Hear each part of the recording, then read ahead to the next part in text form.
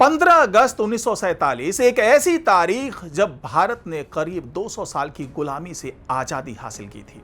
उस दिन देश के करोड़ों लोगों ने एक सपना देखा था, अब अपना देश होगा, अपनी सरकार होगी, अपने फैसले होंगे और आने वाली पीढ़ियों को बेहतर जिंदगी मिलेगी।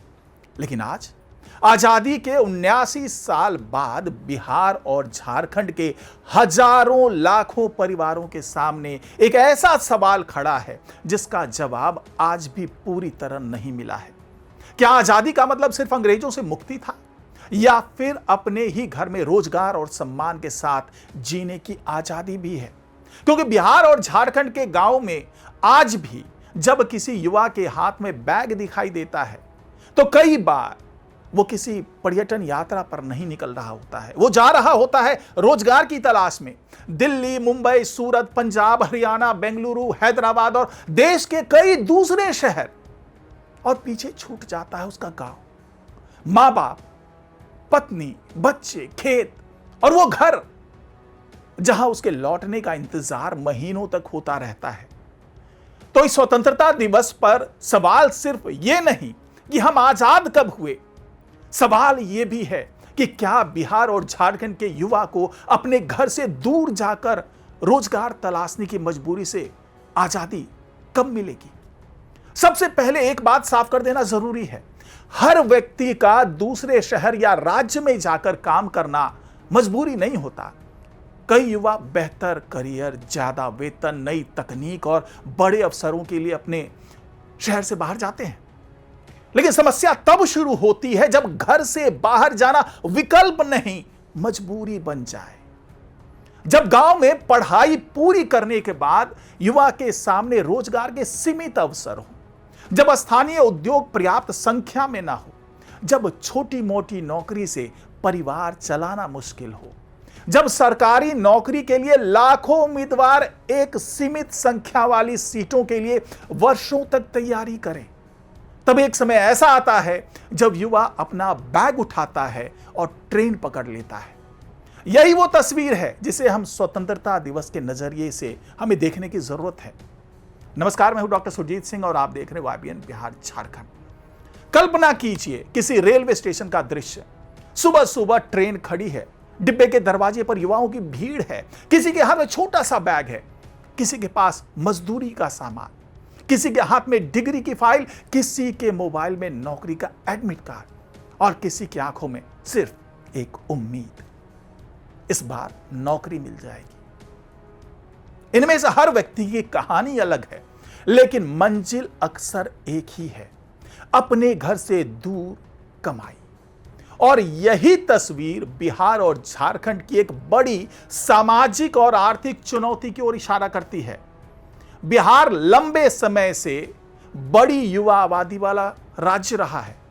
यहां बड़ी संख्या में युवा पढ़ाई करते हैं, प्रतियोगी परीक्षाओं की तैयारी करते हैं और सरकारी नौकरी को सुरक्षित भविष्य का रास्ता मानते हैं। लेकिन सरकारी नौकरी की सीटें सीमित हैं। नतीजा, एक परीक्षा में लाखों आवेदन, लंबी तैयारी, कभी परीक्षा की तारीख का इंतजार, कभी रिजल्ट, कभी भर्ती प्रक्रिया को लेकर विवाद और कई बार वर्षों तक इंतजार। ऐसे में हर युवा के लिए सरकारी नौकरी संभव नहीं हो सकती। दूसरा विकल्प है निजी क्षेत्र। लेकिन सवाल है, क्या बिहार के छोटे शहरों और गांवों में इतने बड़े पैमाने पर निजी रोजगार उपलब्ध हैं कि युवा वहीं रहकर अपने परिवार का भविष्य सुरक्षित कर सके? यही सवाल पलायन की जड़ तक ले जाता है। झारखंड प्राकृतिक संसाधनों से समृद्ध राज्य है। कोयला, लोहा, खनिज, वन, ऊर्जा, देश के औद्योगिक विकास में झारखंड की भूमिका बेहद महत्वपूर्ण रही है।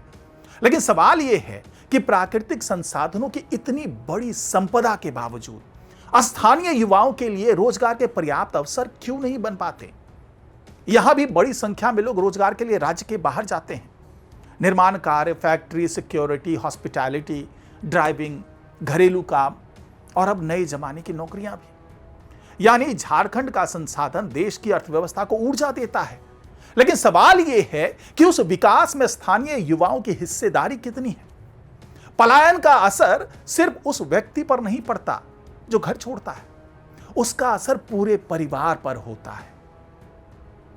एक मां अपने बेटे के लौटने का इंतजार करती है। एक पत्नी पति के आने की तारीख गिनती है। बच्चे वीडियो कॉल पर पिता को देखते हैं। कई परिवारों में त्योहार भी तब पूरे लगते हैं जब बाहर काम करने वाला सदस्य घर लौटता है। लेकिन हर बार लौटना संभव नहीं होता। कभी नौकरी की छुट्टी नहीं मिलती, कभी किराया महंगा होता है, कभी मजदूरी छूटने का डर होता है। और इस तरह परिवार एक ही देश में रहते हुए भी कई बार हजारों किलोमीटर की दूरी पर बंट जाता है। इसलिए रोजगार का स्थानीय सवाल सिर्फ आर्थिक सवाल नहीं है, यह परिवार, समाज और जीवन की गुणवत्ता का सवाल भी है। यहां एक और महत्वपूर्ण सवाल है, क्या बिहार और झारखंड से पलायन रोकने का मतलब हर युवा को सरकारी नौकरी देना है? शायद नहीं। सरकार के पास हर व्यक्ति को सरकारी नौकरी देने की क्षमता नहीं हो सकती। लेकिन क्या हर जिले में स्थानीय अर्थव्यवस्था को मजबूत किया जा सकता है? क्या छोटे उद्योगों को बढ़ावा दिया जा सकता है? क्या कृषि आधारित उद्योग विकसित किए जा सकते हैं? क्या फूड प्रोसेसिंग, टेक्सटाइल मैन्युफैक्चरिंग और सर्विस सेक्टर में रोजगार बनाया जा सकता है? क्या युवाओं को सिर्फ डिग्री नहीं बल्कि बाजार की जरूरत के हिसाब से कौशल दिया जा सकता है, स्किल डेवलप किया जा सकता है? यही वो जगह है जहां स्किल डेवलपमेंट की भूमिका आती है। आज दुनिया तेजी से बदल रही है। AI automation, digital service, e commerce, green energy, electronics, digital marketing, data, नई तकनीक, ऐसे में सिर्फ डिग्री होना पर्याप्त नहीं है। युवाओं को ऐसे कौशल चाहिए जिनकी बाजार में वास्तविक मांग हो।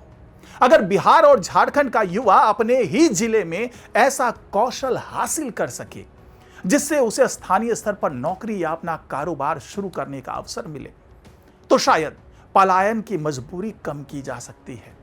यानी अगली बड़ी लड़ाई सिर्फ नौकरी पैदा करने की नहीं, रोजगार योग्य युवा तैयार करने की भी है। पलायन सिर्फ सामाजिक मुद्दा नहीं है, यह बड़ा राजनीतिक मुद्दा भी है। हर चुनाव में रोजगार बड़ा सवाल बनता है। सरकारें रोजगार, उद्योग और निवेश के वादे करती है। विपक्ष सरकार से पूछता है कि स्थानीय स्तर पर नौकरियां क्यों नहीं पैदा हुई। युवा पूछता है हमें नौकरी के लिए दूसरे राज्य क्यों जाना पड़े।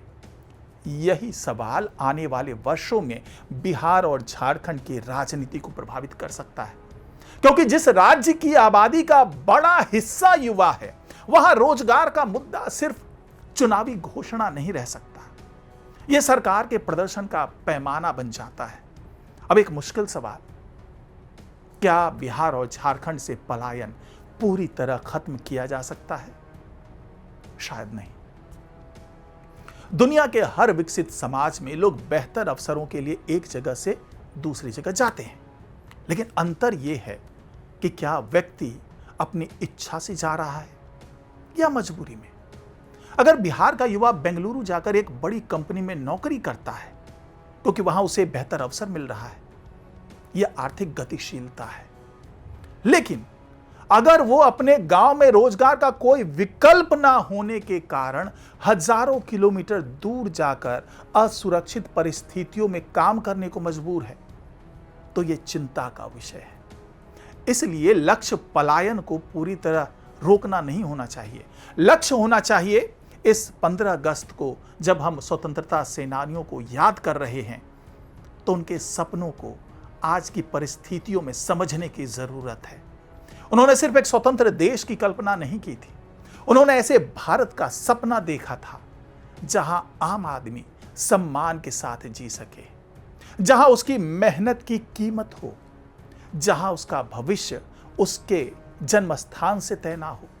और शायद इसी नजरिए से बिहार और झारखंड के युवा का सवाल भी महत्वपूर्ण हो जाता है। उसे अपने गांव से प्यार है, उसे अपने राज्य से प्यार है, वो अपने परिवार के साथ रहना चाहता है। लेकिन अगर रोजगार उसे मजबूर कर दे कि वो हजारों किलोमीटर दूर चला जाए, तो हमें इस सवाल पर गंभीरता से विचार करना होगा 1947 में देश ने राजनीतिक गुलामी से आजादी हासिल की। आज 79 साल बाद हमारे सामने आजादी का एक नया अर्थ खड़ा है। क्या हम अपने युवाओं को ऐसी आर्थिक आजादी दे सकते हैं जिसमें उन्हें रोजगार के लिए अपना घर छोड़ना मजबूरी ना लगे? क्या बिहार में ऐसा उद्योग विकसित हो सकता है कि यहाँ पे जो युवा हैं वो यही नौकरी कर सके? क्या झारखंड के खनिज और प्राकृतिक संसाधनों का लाभ स्थानीय युवाओं को ज्यादा मिल सकता है? क्या स्किल डेवलपमेंट को सिर्फ सरकारी योजनाओं में नहीं बल्कि रोजगार की वास्तविक सीढ़ी उसको बनाया जा सकता है? और क्या राजनीति में रोजगार का मुद्दा चुनावी वादे से आगे बढ़कर विकास का स्थायी एजेंडा बन सकता है? क्योंकि आखिरकार देश तभी पूरी तरह से मजबूत होगा जब उसका युवा सिर्फ देश का नागरिक होने के नाते आजाद ना हो बल्कि अपने भविष्य का फैसला लेने के लिए भी आर्थिक रूप से आजाद हो। इसलिए इस स्वतंत्रता दिवस पर शायद सबसे बड़ा सवाल यही है। अंग्रेजों से आजादी तो 1947 में मिल गई, लेकिन बिहार और झारखंड के युवा को रोजगार के लिए अपना घर छोड़ने की मजबूरी से आजादी कब मिलेगी? अगर आपको अपने राज्य में ही अच्छी नौकरी मिले तो क्या आप बाहर जाना चाहेंगे? कमेंट में बताइए। आपके लिए असली आजादी का मतलब क्या है? रोजगार, शिक्षा, बेहतर स्वास्थ्य, सुरक्षित जीवन या अपने परिवार के साथ रहने का अवसर? कमेंट बॉक्स में लिखकर जरूर बताइएगा। और आपको ढेर सारी स्वाधीनता दिवस, स्वतंत्रता दिवस की बधाई। नमस्कार।